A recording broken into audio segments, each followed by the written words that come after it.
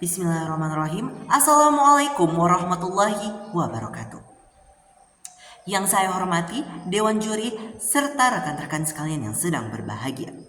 Pertama-tama izinkan saya memperkenalkan diri. Perkenalkan, nama saya Andi Dana Saputra selaku representatif dari SMA Negeri 1 Pasangkayu. Mosi kita pada hari ini yakni Dewan ini akan mewajibkan orang tua untuk mengikuti tes kelayakan sebagai syarat memiliki anak. Pada mosi hari ini saya berperan sebagai tim oposisi yang menyatakan bahwa saya tidak setuju dengan mosi pada hari ini.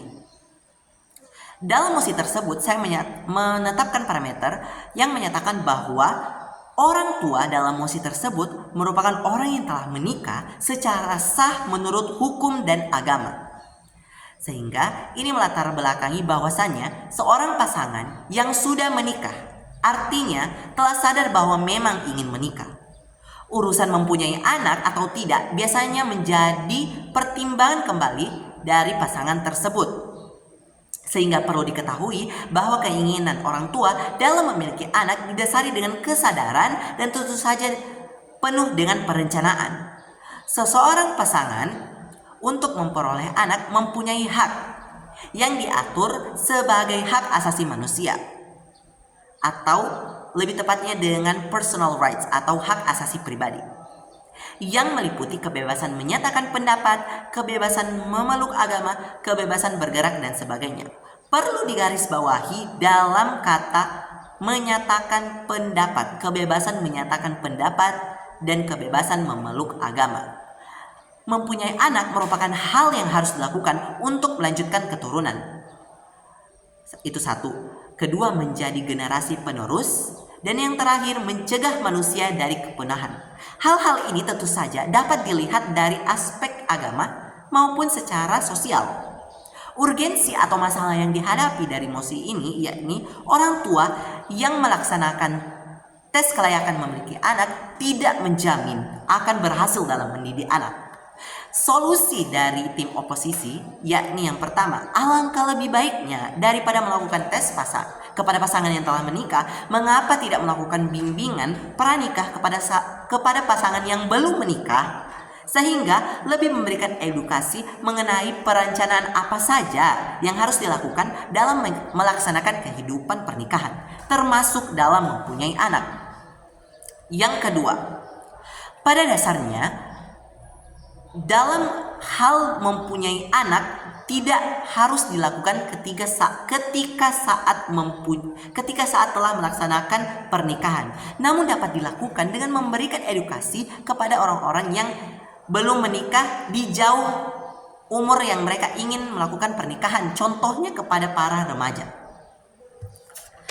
Argumen yang akan kami sampaikan di sini sebagai tim oposisi. Pertama, tim pemerintah tidak memberikan solusi kepada orang-orang yang belum melaksanakan pernikahan, hanya memberikan solusi kepada orang-orang yang telah melaksanakan pernikahan atau telah memberikan kesadaran penuh terhadap pernikahan tersebut. Sehingga di sini perlu diketahui bahwasanya banyaknya kasus hamil di luar nikah yang disebabkan oleh pergaulan bebas, kenakalan remaja, dan kasus pemerkosaan. Hal ini diperkuat dengan data Komnas Perempuan. Dispensasi perkawinan anak meningkat 7 kali lipat sejak 2016. Total permohonan dispensasi pada 2021 mencapai 59.709, yang dimana sebagian besar permohonan dispensasi pernikahan tidak dapat ditolak oleh pengadilan dikarenakan sebagian besar perempuan telah hamil di luar nikah. Yang kedua, pola pikir manusia tidak dapat dideskripsikan atau tidak dapat ditebak hanya melalui dengan teori. Namun pola pikir manusia itu memiliki sifat yang dinamis atau selalu berubah-ubah. Termasuk pula dengan pola pikir anak.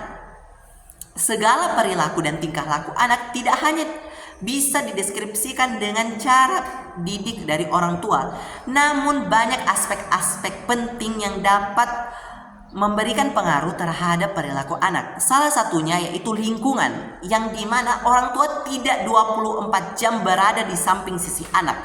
Namun ada banyaknya kasus-kasus yang disebabkan oleh lingkungan yang memang tidak baik untuk anak-anak dan orang tua yang memang tidak tahu mengenai hal yang terjadi dengan anaknya di lingkungan luar.